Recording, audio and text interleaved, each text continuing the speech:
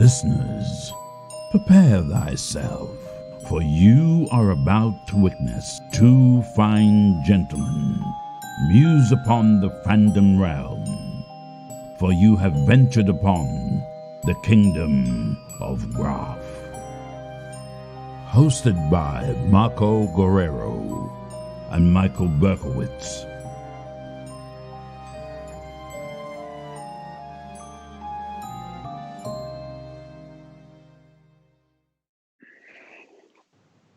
Hello, everybody. Welcome to the Kingdom of Graph. I'm Marco Guerrero. I'm Michael Berkowitz. And I'm Nick Stahl.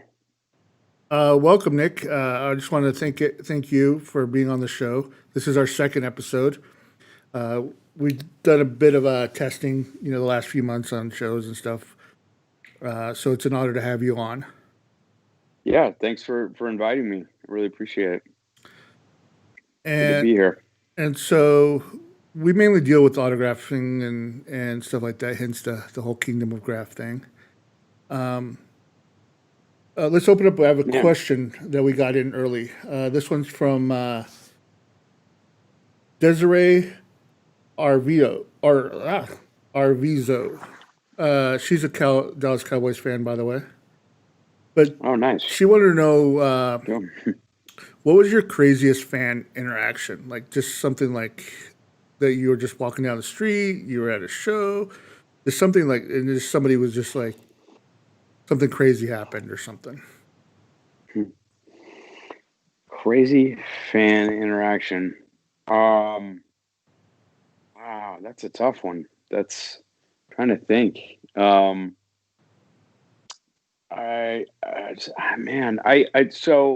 know. I mean, the first thing, this isn't maybe the best example. First thing that popped into my head was I was staying at a hotel in New York doing press for a film, and I was staying under an alias, and somebody figured out the alias and were kind of like calling my room a lot and just trying to actually. Okay, I'm gonna let me start over. I've got a better one than that. This one's more entertaining. I went to Romania to do a movie. Okay. This was probably 15 years ago. And first night there, went to a bar, have some drinks with a couple cast members. And I met a woman and started talking to her. And the next morning she had like found my hotel room and then slid some sort of they were photos that were like laminated. All right. of me. So which was interesting.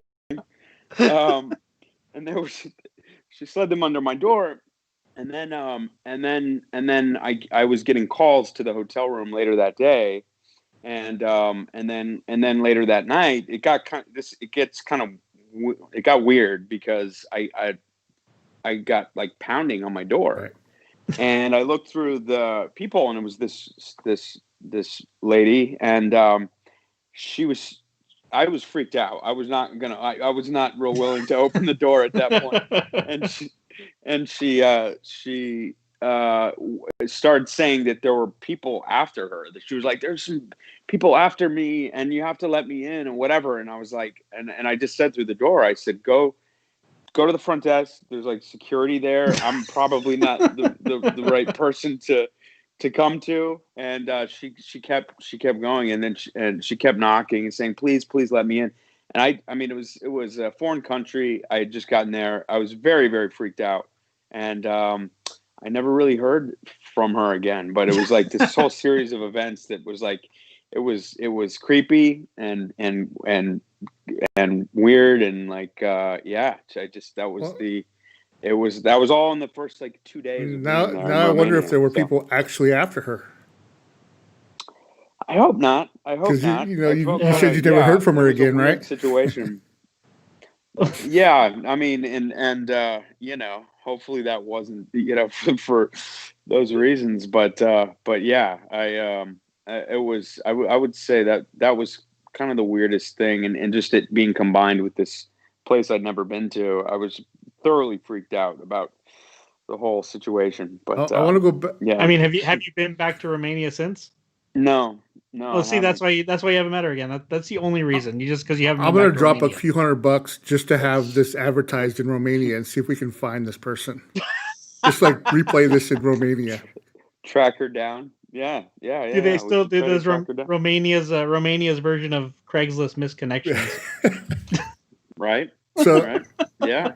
was Possibly. the first story that you started telling about the hotel room in New York, did it turn out the fan was in Yeah. your closet the whole time? As far as I know, that wasn't the case. But but that was, and I guess compared to the Romania story, that was pretty tame. But Yeah, I mean, it's all good. but It's just it's gives us something to talk about. So you said you used an alias. Now, sure. do you change your aliases up? If so, like, what are some of the ones you want to share that you've used? If you can, I don't know. If we or you still go by Yeah. the same ones. I'd be giving away the secret, Marco. Trade I secret can't aliases. just no. No, I actually don't really do that anymore. That was back when I was experiencing a kind of a surge in popularity, you might say. But yeah, I think I used my grandfather's name. His name was Luther Reed, and so I would use his name. And you would think, oh, that's probably unnecessary to, you've done a few things or whatever. Some people might know you, but then you see what happened to me. So it That's was like, even with an alias, right? I had to imagine without. I mean, geez, So that was like 15 years ago. So I was in New York at that time.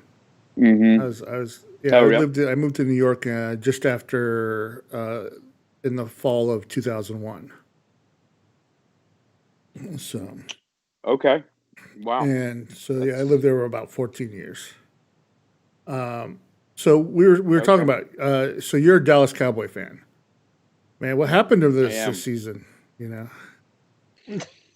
don't want to talk about it. They're one of those teams that are just all over the I guess place, right? Like they're just like on yeah. paper, on stuff. It's just you'd think there's no way. Like they should be a top team, especially in that division.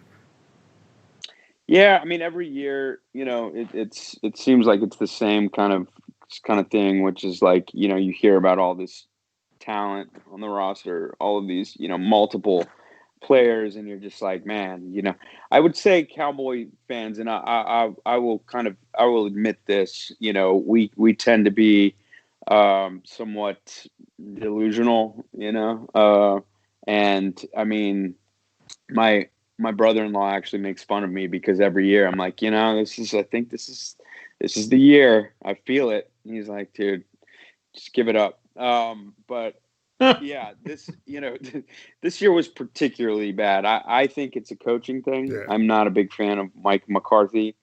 I think he won a Super Bowl in Green Bay. My opinion is that he had Aaron Rodgers and he had all this talent around him and kind of I don't know, lucked out a little bit. It's kind of like one of those things that you have these professional players, right? There's no bad players in the NFL, right? They're all super talented, right?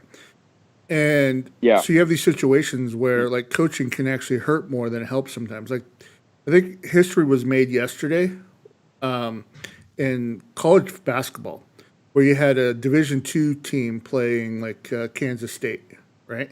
And and the Division II team lost their coach to COVID, all their coaches, and so they had no coach.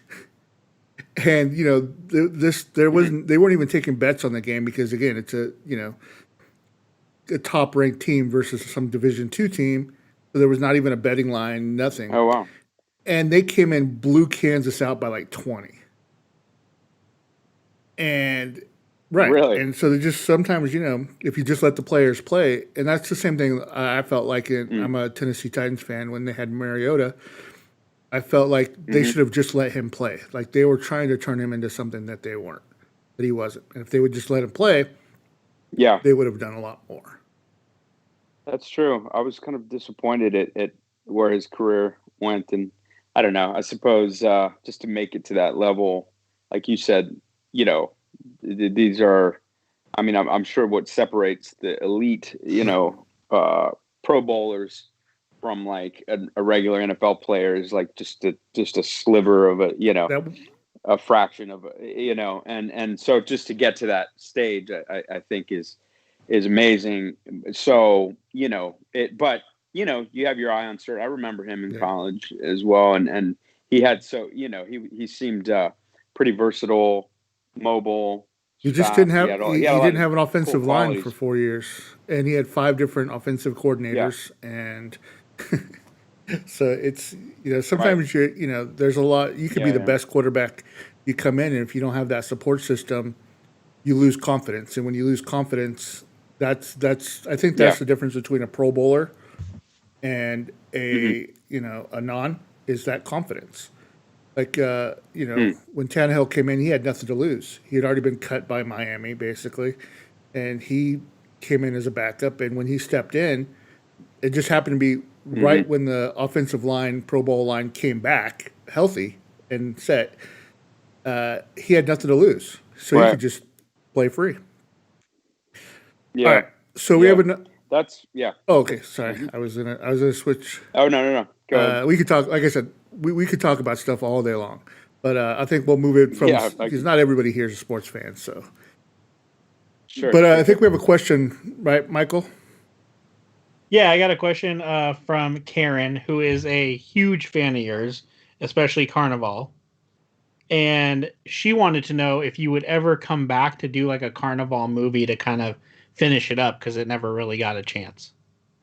Yeah, I would absolutely come back and do something like that. I love doing that show, and it seems like the further I get from that, the more fondly I kind of look back on it, and love the character. Just had a great time doing all that. That seems to be, I don't know what it is, but a lot of people have asked me that lately. I've been doing press for a film that's about to come out, and I think there was like, I don't know, a few interviewers over the course of a day, like 3 or 4 asked about a Carnival movie, and I don't know what's kind of floating around out there, but I mean I hadn't heard that from any kind of official source or anybody but it seems to be sort of a rumor that's Well, they did that's kind of they did the around. Deadwood movie. A lot of stuff's. It's very popular now to go back and wrap things up because again, Carnival was ahead of its time, storytelling wise. We've had this conversation on our shows before. Like you have procedural shows, right?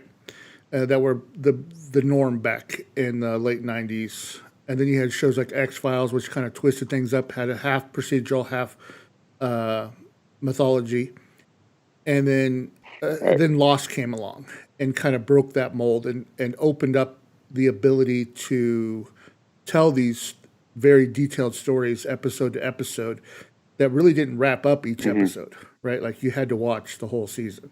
Like you couldn't just jump into like episode 4 of season 2 of Carnival and be like, "What's going on?" True. Or like, true. And it seemed at the time too. I if I remember right, like the viewership, it kind of did decline over a couple of years, and the 2 seasons we did, and the main comment that kind of stands out that I sort of remember was people sort of losing patience with those mysterious elements and sort of questions that were like posed by the show and I guess not answered fast enough. So people were kind of getting restless, like, oh, come on, like, and I think it was a situation where they were planning for kind of a more long haul and over to tell this story over 6 seasons or something, and so that's why they were kind of taking their time with it in a way, but people just kind of wanted answers. They wanted it faster. Well, So, especially with like, back then you had to wait for the DVD. And so sometimes it would take like a year or two after the season was over for the DVD to come out. Now, as soon as a season is over, you're watching it streaming. Yeah, so people who didn't watch it yeah. live could catch up. People could between seasons can catch up. People who were like missed season one could binge season one right before season two starts. None of that was available back then. Right. So you would only lose viewership with these type of shows. Because you never had like, say I said, hey Michael, Yeah. you need to watch the show Carnival. You'd be like, great, how? Right? Like, Yeah. Yeah. like, oh well, just jump in and because I think this was 2003, and Lost was in 2005, I think, right? And so again, Okay. and so people weren't ready for this type of storytelling, and like I said, it blew me away. Like I loved, all of the little details because I love picking up like Easter eggs, like little things here and there, and that show was just full of them. Yeah. Yeah. I mean, and even for me, like people come up and ask about, like, they want to know where it was going to go, Right. okay, like it ended and, we're not happy about that, but at least tell us, Give us the story. what was going to happen, and I'm like, we have no idea. Like as actors, we, the truth is we wouldn't know from week to week, we basically, find out, at like the table reading, we'd open the script and be like, oh, wow, I get beat up in this episode or whatever, like whatever happened. And so it was news to us too. So I really don't know. And I'm curious. I mean, it was a whole lot of really creative people that were working really hard on it. So I'm sure that that it would have been, that it would have gotten really, really interesting. But I too kind of like wonder, what would have happened with the characters, where it would have gone, and and things like that. But maybe they'll do some kind of film or attempt something like that someday. We'll But start I don't I know. think with what Yeah, I think with let's like do with it. the way that the world is right now, with actually even before that, even before what's going on in the world, just the Netflix and Amazon and you have this kind of new boom of all these different studios trying to acquire different rights. And so that might be where those questions Hmm. from those reporters are coming is, you know, the idea of now that people are sitting at home watching old shows that the accessibility is so much higher. You don't have to go out and spend $100 on a episode season of TV. It's just there. Hmm. Yeah. And so if it garners that buzz, then a studio goes out and buys the rights for, Netflix goes out and buys the rights, or Amazon goes out and buys the rights, and boom, you're back in. Well, Hmm. especially with HBO Yeah. Max looking for content, you know. That's true. Like HBO Max is dumping a ton of money. I mean, I know they just spent 500 million to show old episodes of South Park. So Wow. But My all God. right. Yeah. That's So Michael, earlier when we were just talking before the show, we were talking a little bit about Sin City. Was that really the first, movie or whatever project you did that was like pure CGI? Yeah. And what Yeah. That was a different deal. Um, I hadn't done actually anything with I don't think like really much green screen or anything before.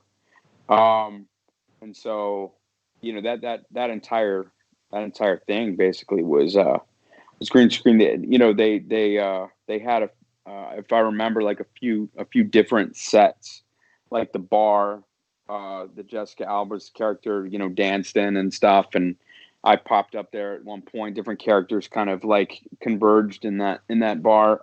That was a set, and then there was like, I don't know, I want to say like maybe like piece of like Mickey Rourke's character's apartment, things like that. But otherwise, it was just, you would show up and it was just a green screen behind you. It was like a green warehouse, like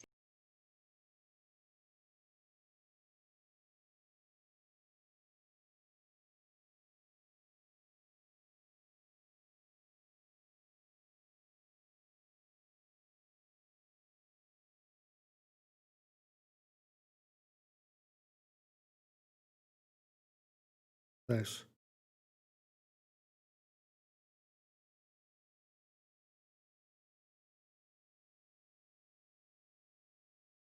Well, great. Well, I think we lost Michael, so he should be popping back up here in a second.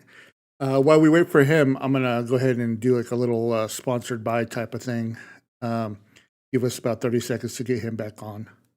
This episode of the Kingdom of Graph is sponsored by the Autograph of the Month Club, where for just $20 a month, you can get a signed 8x10 photo in the mail.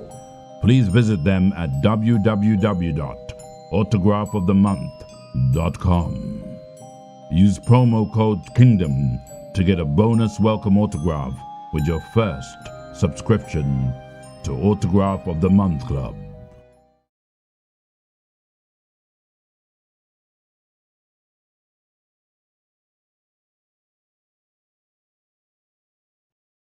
All right, we're back now. I got kicked out. You got kicked out. Off your own podcast. I know. I don't know what the heck that was. I got bounced. I was really enjoying that. Like I was really into that. That was my question. I got kicked out on my own damn question. So I guess I don't know what I missed, but my whole thing was, how was that for you personally? Because as an actor, you're obviously having to use a lot of your imagination with that whole movie. Like you're having to really get into the depths of what these scenes are. So then when you get into that first viewing to see what they created after you were done, like how was how was that? It was awesome. I mean, I was so impressed with just visually. I mean, it was just wild to watch, and it's weird, I would say when you're in anything, like I would say it's much harder to be objective about it. Yeah. Just sort of across the board. But that was, I remember I think the first time I saw it was South by Southwest in Austin. They were, they did a like a premiere of it. And, cause that's where it filmed, Robert Rodriguez does all, I think he still does all his movies in Austin, but so the crowd was like, I remember just almost like a kind of like a raucous kind of like vocal crowd that was really into it. But you're just kind of like, is this because it's just, the premiere and the actors are here or something, you just never really know. But it was, from what I mean, it was visually pretty stunning. So Yeah. And it's, people seem to really love that movie, and they seem pretty opinionated too about it. Like, that's the real sin, and not as much the second one. I don't know. I didn't even see the second one, but people had some problems with it. But there are some real loyalists to the first Sin City out there. The first, yeah. I think for me personally, I kind of do the equivalent of kind of my generation's almost when they did, for a good example, Mary Poppins. Mary Poppins like did this huge new thing of animation in the real world, and then same thing kind of with Roger Rabbit. And I think Sin City was one of those visual groundbreaking things where it was like, and that's where I was kind of like, as you're filming it, did you even have that vision of, wow, this is what they're going to do with it? Well, I kind of did because they seem to be trying something new. Now, you guys correct me if this is not right, but I was told, because I'm not real well versed in graphic novels, but but what I was told was while we were doing it was like, we're trying something new, which is that, a lot of times when they make a movie, they'll storyboard it, and they'll like put individual shots, like this is, a shot of this actress and then reverse shot and then sort of, wide, and you'll see like movies mapped out that way. But they were saying, instead of a storyboard, we're literally going to take the graphic novel. And so every square of the comic book is an actual shot, and it seemed to be something that, I don't know, I guess it's such a beautiful book, really. I mean, Frank Miller is genius. You know, what little I do know of graphic novels, and since then I've kind of, you know, become more familiar with his work, and he's a real, like, just real genius, genuine genius, and it's a beautiful book, you know, and so I think a lot of that was just to make it authentically Frank Miller, to be very to honor him, you know, but it also, it's very interesting the way he drew it all out, because he drew it like a movie, you know, and Did you ever? but and so so I was just going to say that even while knowing that, you know, like, you don't know if it's, I didn't know how they were going to make that, even though they were just going to try to match each frame. Like, for all I knew, it could look like a drawing, you know. I mean, you know, look. It's yeah. I just personally feel like, for me, like, if you look at what came after, and just that idea of taking, like you said, taking a graphic novel, and you have real people, real actors, not doing, you know, voiceover. You have these real people, and then you're just using technology to make it look like you're watching a book. And it was just such a cool thing. Yeah. And you look at what came after. You got, like, the 300 movies use very similar kind of feel and vibe to kind of make it look like you're watching this graphic novel that's moving. A Scanner Darkly, you know, just some great movies that kind of were, like, from that style, that they opened that door. Like I said, just a groundbreaking kind of cool movie to be in. And I love that idea of just, like, you get to see this thing that you were in, but, like, now they've just created this world around your acting. Yeah. Did you ever get a chance to meet Frank Miller? He was there. I mean, he was, I believe, listed as a co-director, you know, so he was there for all of it. And I will say that was one of the more nerve-wracking experiences I've probably ever had as an actor, is was getting, like, suited up in that suit. And you know, I'll back up a second, because if you guys have a second for, like, a quick story about plenty of time. We got it. Absolutely. So what we're okay. So I wasn't supposed to play that character. So if you remember in the movie, the character is Rourke Jr., and he gets shot by Bruce Willis's character Hartigan, and then he it's in a coma, and then they, like, reconstruct him through, you know, whatever kind of warped science they have in Sin City, you know, and he kind of is, like, resurrected as this hideous yellow creature, right. You know, the yellow bastard. Weird stuff, you know. But so I was going to play the Rourke Jr. character, and Steve Buscemi was going to play the yellow bastard. So it's supposed to be the same person, but they just get, you know, that was their idea at first, and they, you know, they wanted him in the movie and stuff. So Robert Rodriguez called me maybe a month before we started. Could have even been less. I mean, it wasn't a whole lot of, like, prep time. He called me and he said that Steve Buscemi had a conflict and he fell out and he can't do it. And so he had this idea that I could play that role too. And then, you know, they could put the prosthetics on me, and then he thought it might even be cool because you could kind of see that it's me under the prosthetics and stuff. And so he just thought that could really work. And I was, you know, of course, was like, okay, you know, I'll give it a try. It's already kind of, like, freaked out, like, wow, can I do that? Whatever. And he's like, cool. Well, so he's like, I just have one request for you. You know, I want to, you know, kind of see that you can maybe, you know, do this role, or kind of, like, I want to hear it. I want to hear the voice, you know? So here's what we're going to do. If you could call my, I believe believe he had answering machines. This is dating myself. This is a while ago, but it was.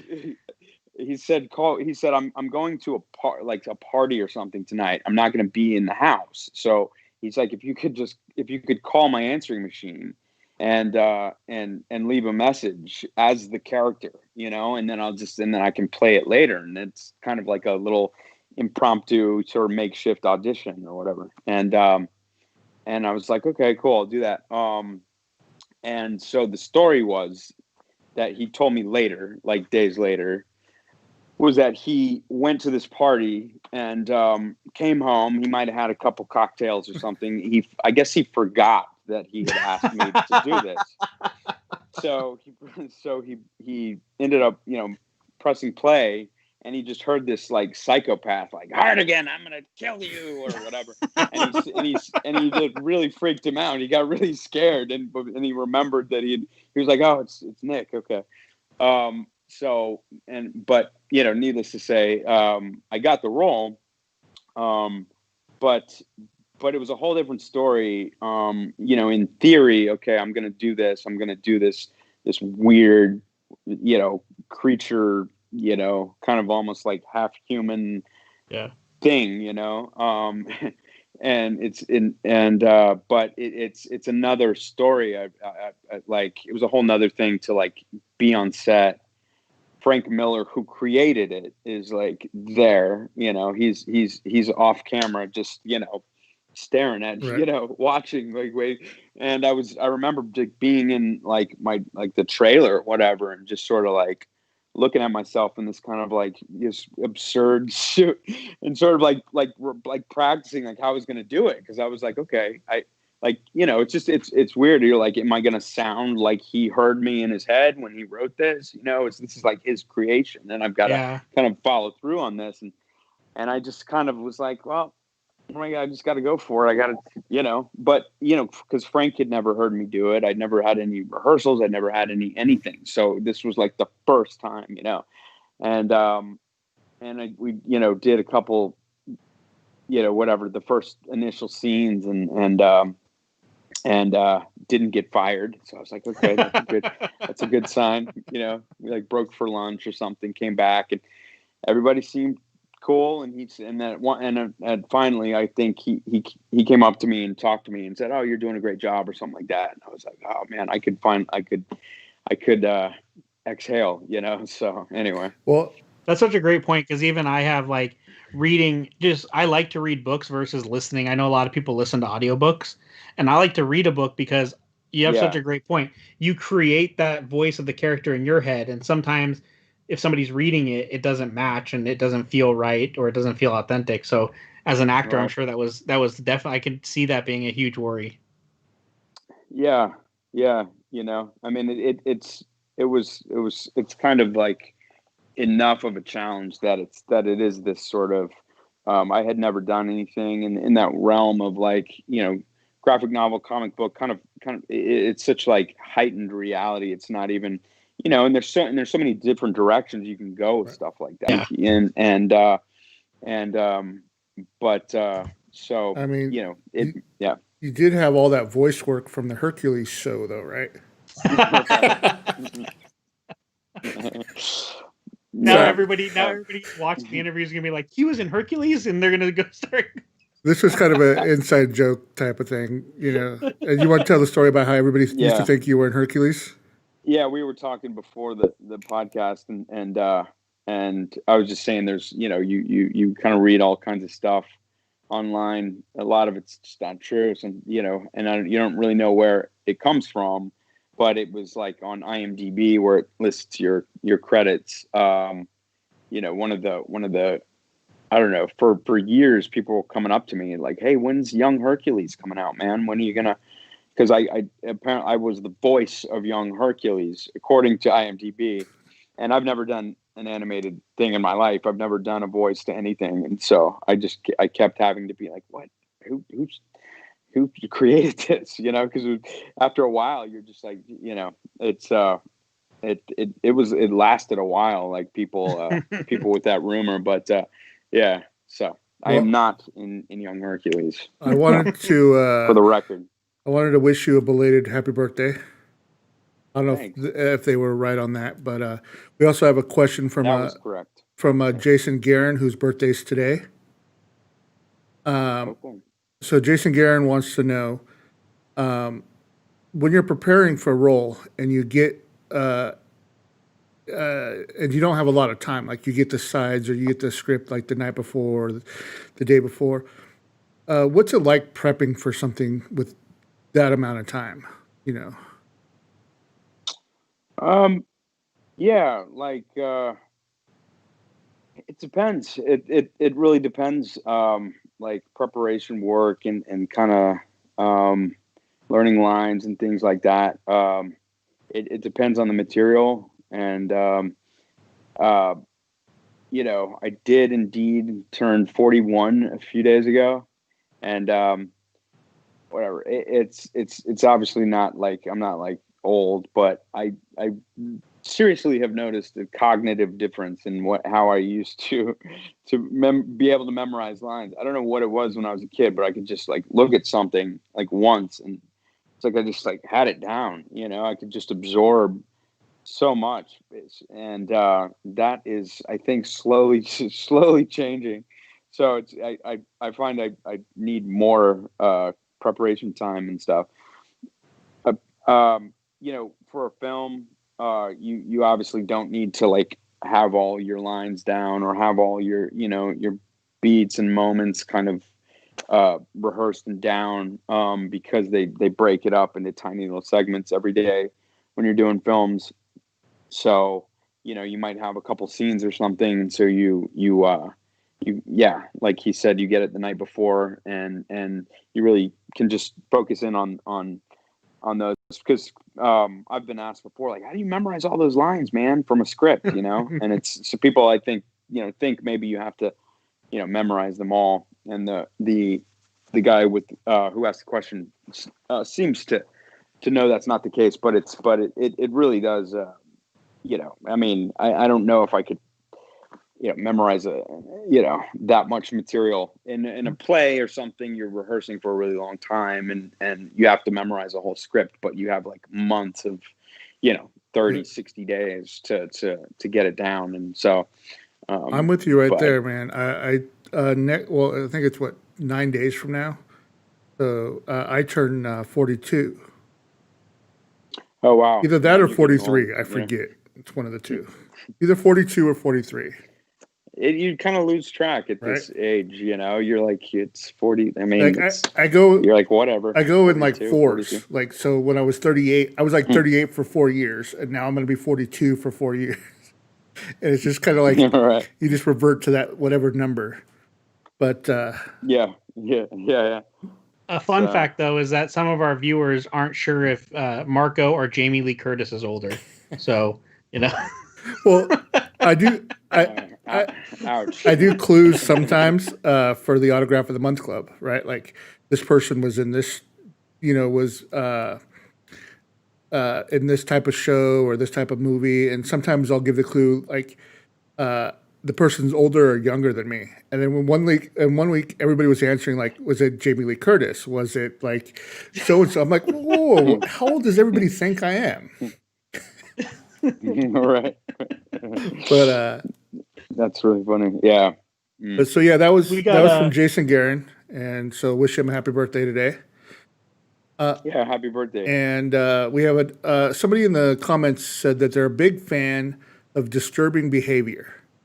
And every shop that's spelled SHOPPE is a shop -E to him Shoppy.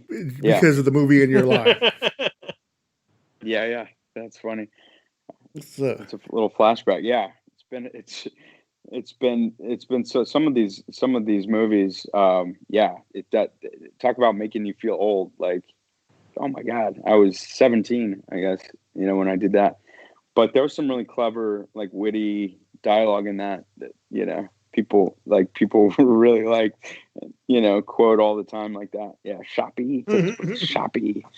Anyway, yeah, that's funny. I think somebody did ask, like, why there never was a sequel or something. I could have, like, earlier in the week in one of the comments. they said they'd love to have seen a Mm. sequel or something. I don't know. Hmm. But Yeah. I think Michael has another question from somebody. Yeah, we got Martin. Martin wanted to know out of, and again, I know you've done a lot, but out of the movies you've done, Mhm. which did you personally enjoy the most? I would have to say probably Terminator 3. You I know, love that answer. yeah, it's true. I mean, like what other job can you go, go learn like up into the LA, National Forest with like SWAT team and learn to like shoot all these weapons and stuff. And that's what I was doing for the movie. It was like That's little awesome. kids, like a guy's fantasy, to getting a call here. Hold on. And yeah, I mean Arnold and the Terminator. I mean, I grew up with Terminator. Yeah, So it was like one of my favorite like franchises as a kid for sure. I mean, I probably saw Terminator 2 like 20 times as a kid. The whole liquid metal that just like blew my mind as a kid. So to be a part of that was so much fun. And then I got to discover what it's like to work on a movie that has like some serious money, and budget. And basically that just means you got all the time in the world, it seemed, to do. I was used to doing all these independent films where you have a limited amount of takes, and things like that. Like, it's like you get a few takes and then we got to move on, man. We got, time is money kind of thing. And, that was not an issue for that production. And, it was a surreal experience, I would say. And just had a blast doing it. So, do you have a favorite memory from behind the scenes memory from a movie you filmed, and like what movie was it? Man, that's a tough one because it's pretty Or broad. we could limit it to Terminator if you want.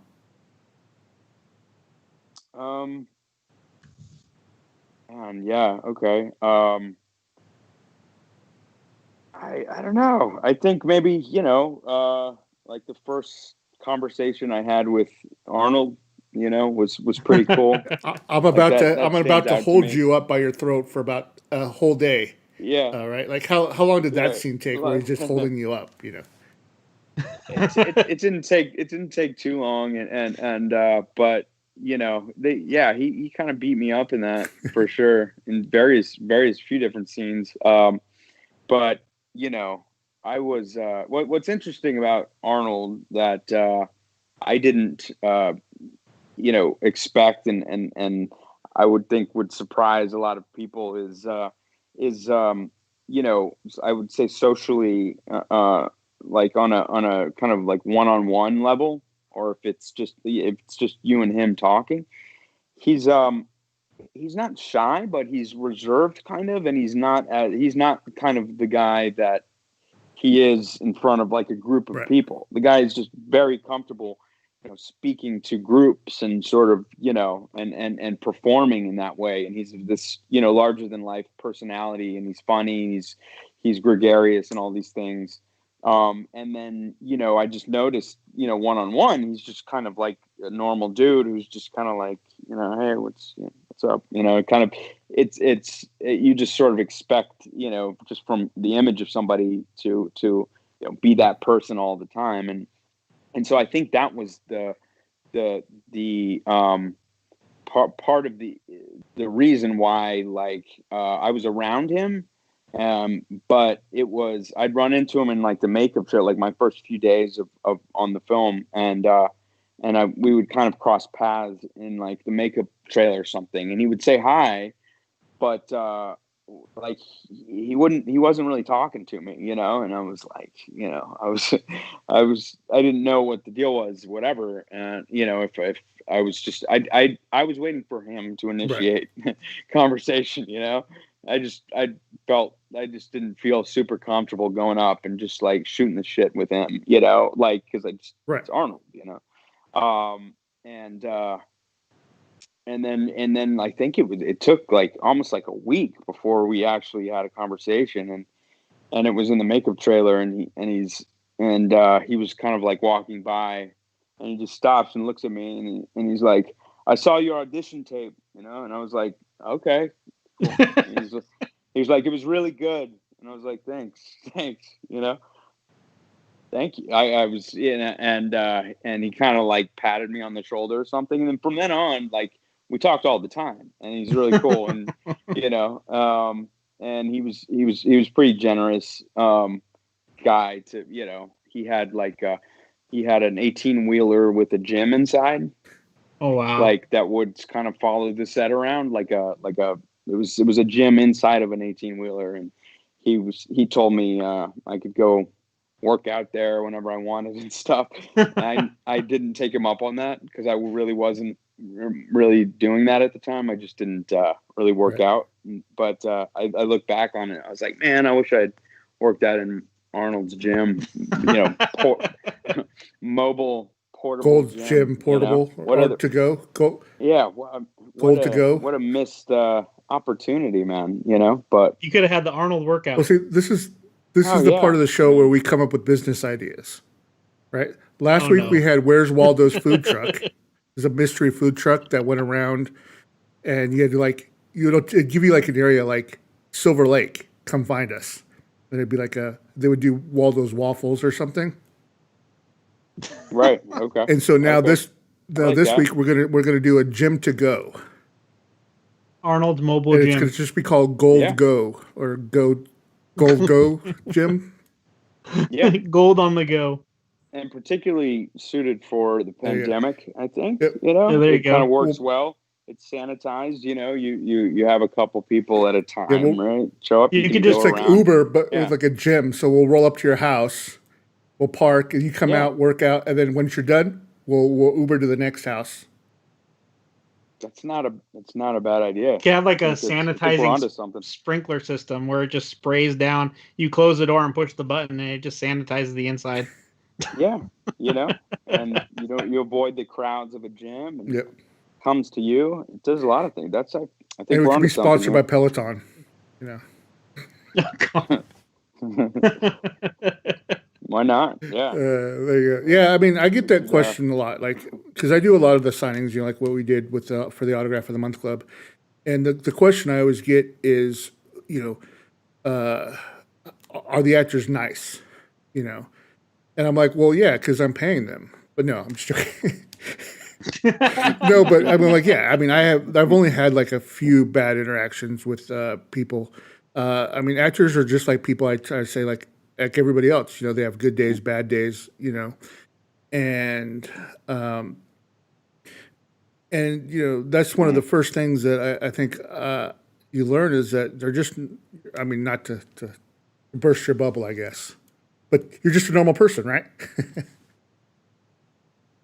I mean, yeah, that's I guess somewhat relative, but yeah, I mean, I would like to think so. And so I get that question almost every time when I meet somebody, like, so what's it like to meet? Because a lot of people, they live in these small towns, these places, and they have these small circles of friends, and they don't get to, and so a lot of times celebrities, TVs, show actors, movie actors, to them become part of their family or their circle in a sense. And so, when they get the chance to meet them at conventions or shows, to them it's a big deal, and for sure. And so if you go up, and we've had this conversation about, the actors that go to shows and put on shows, right? And then you have the other actors who will show up and they're just like, next, you know what I mean?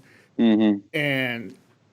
And so, especially like with the Autograph of the Month Club and a lot of the stuff that a lot of our customers deal with depression. And one of the things that to deal with that is they like having something to look forward to each month. And, having the Autograph of the Month to look forward to each month and open up is kind of a bright spot, And so, but yeah, to circle back, sure. Was there ever a time, I guess, that you met somebody and it was like they were just a complete jerk and you thought they were going to be nice, or the other way around? You thought they were going to be a jerk, but they were nice? Let's do it that way. Let's keep it positive. Somebody you thought was like going to be just a total asshole, and you're like, oh, this person's kind of cool. Well, Yeah, I mean, You don't have to I name guess them, I so. I guess, mean, but yeah. well, it's what's I think you kind of you hit on something when you just talked about people are Hmm. people. You good days, bad days, and you'll meet guys, and Arnold was a good example of that. He's a human, faults, strengths and weaknesses, and good days, bad days, stuff like that. And I've met other actors of his kind of fame, his kind of level of fame and notoriety, and yeah, you kind of just find that they're just they really are just people that are just kind of like have been dealt this hand, and but they react probably like most people would, and anyone I don't know, you're not going to like everybody, obviously, and that's again just like any other area of life, any other job, any other and but you just it is interesting to just kind of humanize people who have been in the public eye a long time, and in my experience, if I have met somebody with let's just say more glaring like character defects in that way, you know I tend to sort of try to put myself in Right. their shoes. I mean, I can't imagine personally what it's like to be someone like Arnold Schwarzenegger, who can't go to the grocery store. He can't go to like malls back when there were malls, I guess. He can't like without getting mobbed. He can't go outside. These people probably stay indoors a lot just in their own place around their friends and family, and are in sort of a bubble. And in that same way, I think I've seen that kind of happen on more of like a mental and emotional level Right. too. So it's not only are they sort of physically, doing that, but I find that that they're sort of, some people, might be a little out of touch with maybe how, others live. But I don't look at that as sort of like, oh, that dude's a jerk. I look at it like, man, probably a lot of people would be like that, that have been unable to be just one of the Right. guys for 20 years or whatever, You always have to. and What do these yeah, people expect of me? In the back of your mind, like when you were talking about Arnold, I mean, I totally get it. Like, you have to put on a show. You have to play the persona. You have to be on, right? yeah, And then that can be tiring to have to yeah, be on all the time, to always be smiling. yeah. Like when they. And it might even get to the point where you people have expected that for Yeah, so long, or that you might even think they're expecting it when they're not right. anymore, or in mistake situations, and not really, and so maybe you lose some of your ability to read people in that way or whatever. So it's, yeah, Well, it's like I get it's frustrated got to be all the weird. time, like when you have the actors who give the political views, right? And somebody's like, "Well, they're just an actor. Who cares what they think?" It's just they have no say. Mm, Who are they? Who do they think they are? I'm like, they're a person just like you and me. Like, I have the right to have a political view. They have a right to have a political view. Just because they have people actually listen to them and not you, that's just a jealousy thing, Right. right? yeah. Hmm. Like, I mean, it's just they're, man, Yeah. I hate it when I Sometimes, see I that guess. Yeah. response. Like, oh, why do they think their opinion matters more than mine? They don't. They just have an opinion. Yeah. So I And think it gets some publicity maybe, or it gets, Yeah. just like that same person who might have problems, that those will be on display in a way that the non-famous persons Right. wouldn't. So I think there's probably, there's a lot of pros and cons in that way, but you're right. I mean, it's people like everybody else. They just have a lot more eyes on them, Yeah. I guess. yeah, I think But I take it to like, so. First of all, rewinding for a second, I actually had an experience when I was very young, at random stance. I was in the back lot at Universal Studios because they were working on some construction, and my mom had just had surgery and she was in a wheelchair. So I had to I'm like a little kid with my mom in a wheelchair, moving her in this backlot area, and Arnold's walking through and sees me and comes over and just exactly like you said, patted me on the shoulder, and he's like, "You're doing a good thing." And then just like totally like normal dude, and then just kept walking, doing his thing back there. So exactly how you described it. It was super funny. But for you, like what Marco's saying, for you being obviously, people talk about all the time what he's saying about actors being just people. You were talking about how you love Terminator. So how was that? Like when you got that role and when you found out you nailed the role of John Connor as a fan of that, like for you personally, like for me, like just being empathetic, like that must have been like such a moment in your life, like amazing. Yeah. Oh, for sure. It was also just like a really difficult, long audition process. So I had, six or so, like long, like challenging auditions for that. A couple of them were screen tests, and it just took forever. I mean, I would think I was going to get it, and then I was like, oh, there's no way, it's gone, whatever. And so it just went back and forth, and then went in, and they let me read the script, like, in some office, like locked office, and I had to, some like copy proof paper and stuff, and then I had to leave the script there, and all these things to, and so it was all really exciting, and I was just, overjoyed, and in getting that role. And I would say, during filming, like I guess I kind of got used to it in a way, just, okay, I'm here, I'm doing this, and I'm not auditioning anymore. I actually have it, whatever, so I could relax a bit. But that kind of surreal, aspect of being part of this, really cool franchise that I grew up with and loved, and